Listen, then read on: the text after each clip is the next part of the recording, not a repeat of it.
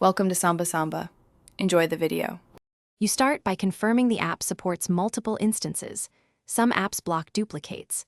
Once confirmed, make sure you have the necessary permissions or a secondary user profile ready. If you're on Windows, prepare a separate shortcut or run as another user. On Mac OS, prepare a new user session or use terminal commands. On Android, enable app cloning if available. On iOS, check Enterprise or Web Alternatives. Do this now so the next steps can open a fresh, independent copy. Now you execute the method appropriate to your platform. On Windows, hold Shift and click or use Run As with an alternate account. Virtual desktops can isolate sessions too. Once done, on Mac OS use terminal command Open N followed by the app path or switch to another user session to launch another copy. For Android, enable the built-in app clone or create a work profile.